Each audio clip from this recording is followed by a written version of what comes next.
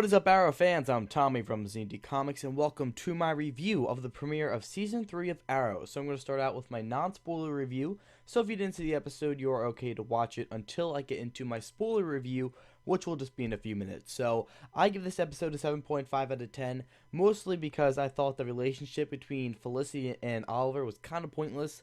I didn't like it. I'm not a big fan of the relationship axis they really go with on the Arrow TV show. I don't really like it at all, so that's the reason it kind of got a 7.5. That CW-ish just really brought it down, but the episode was really good. It leaves you off with one of the best cliffhangers, I would say, throughout the entire series. It was really surprising, so keep your eye out for that. And I did like how they connected the Flash. We did see that basically the Flash called up Arrow and was like, I need your advice. And he was standing on top of the building. And we saw that in the Flash premiere. So they kind of connected the two on when that happened and everything. So that's pretty cool. But one thing that's kind of confusing about that is that the Flash in episode 2 is actually going to be jumping, I think, like 4 months ahead of time. So that means the timeline between Arrow and Flash are kind of distorted. But, I mean, obviously they knew that. So, I mean, that confuses me. But I guess we'll get that explanation to that. But yeah, so this episode was really good. It definitely shown that I read an article about this, that the things we see in like the premiere are what are we supposed to expect in further episodes and throughout the whole season basically. So if you pay close detail to what we get to see in this premiere, it's basically going to be the theme of the entire season. And this is without spoilers. Basically, the theme is going to be: is Arrow, or is the Oliver Queen? That's the question, the big overall question. And that's a pretty good question. I feel like by the end of the season, we're going to get the final, pretty much by the time season 4 starts, 5, 6, 7, which will go on for that long, I think we're going to be seeing the development of he's officially going to be Arrow. I mean, like, this is start of the episode. This is also not a spoiler.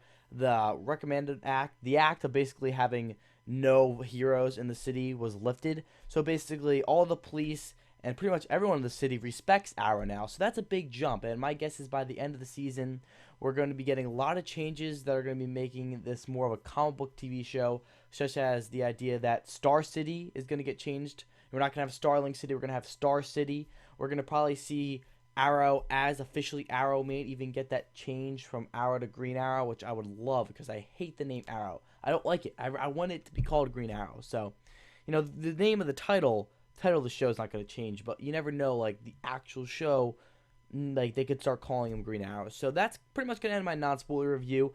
It's a 7.5 out of 10, which is good. My reviewing scale is basically a 5 and above is good, a 5 below is bad. So you got to think about it like that. 7.5 is between good and perfect. It's not amazing, but it was a pretty good premiere.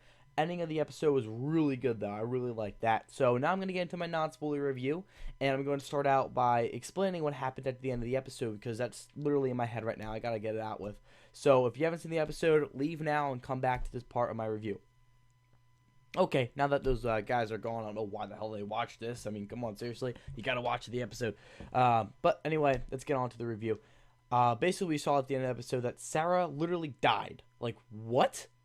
Like, what the fuck?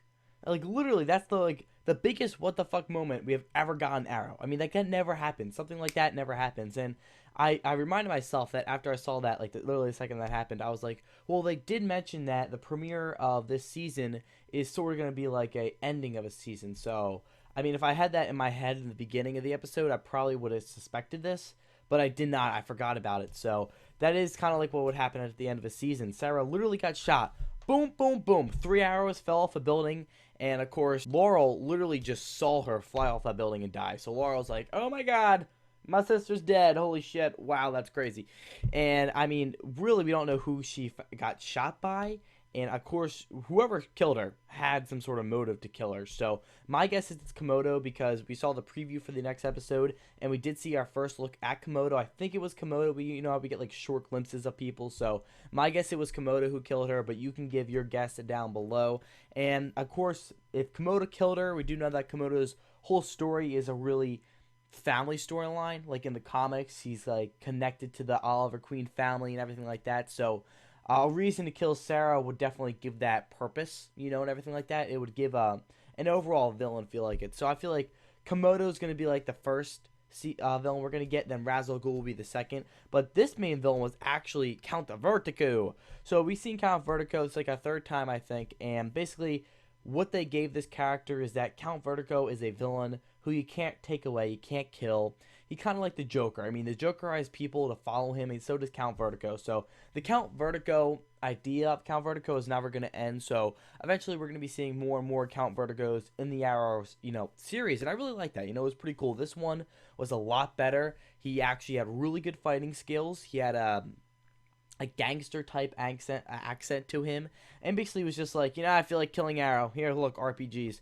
Pretty simple, villain. They kind of just threw him in there to start off the premiere. It's not like he's a big character or anything, but I hope they do eventually make him a big character. One thing I hope they do is bring in the real Count Vertigo, the real one that has the powers and everything, but they're kind of backing off from powers in the Arrow universe, but, I mean, I know there shouldn't be powers in the Arrow universe, that's why you have Flash, but you should still have a villain with powers. That makes it interesting, sort of like Deathstroke. So I wouldn't mind seeing Count Vertigo as more of a bigger villain. But the problem I did have with this Count Vertigo, which did lower the scale in my review, is that they gave him the power to see the people's fears. Sort of like what Scarecrow does. Not sort of. That is Scarecrow's whole thing, is he makes people witness their worst fears. And this was kind of stupid. I mean, he basically had, basically what Count Vertigo could do is, with his extreme fighting skills, he was very good at throwing knives. So he would kind of throw a tip of an arrow into someone and they would witness their worst fears. And Oliver's worst fear was himself because, like I said earlier, he's kind of battling between him, like, is he Arrow or is he Oliver? But I didn't like the fact that they just threw in there. I know he's not Scarecrow, but you kind of just gave him Scarecrow's whole purpose and just, kind of lowered it to, dirt. But, I mean, of course, Scarecrow's fear toxin's a lot more powerful from what they did show us.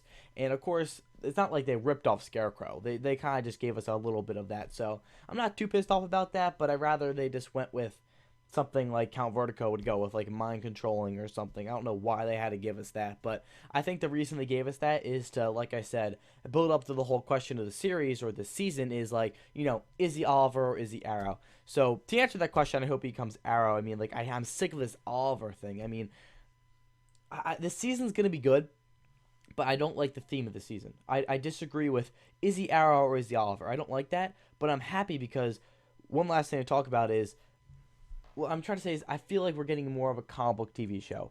I love Ray Palmer. He's a great person to add to the series. He kind of brightens things up a little bit. He's like, oh, let's have Star City and everything like that.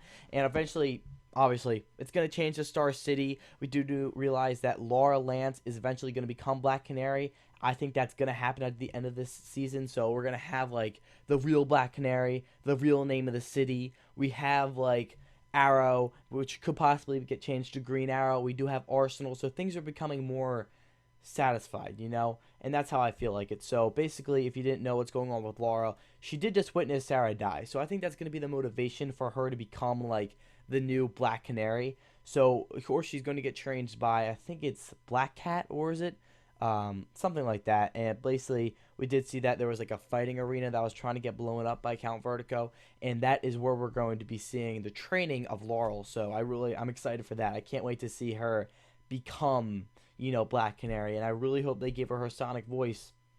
I'm banking off it. I mean, you got no excuse now. Come on, you got the Flash, you got Captain Cold, Reverse Flash, you got time travel. I mean, come on. You even witnessed Darkseid. You gave a hint towards that. You did it. Come on, you just give Black Canary a sonic scream. I don't care how you do it.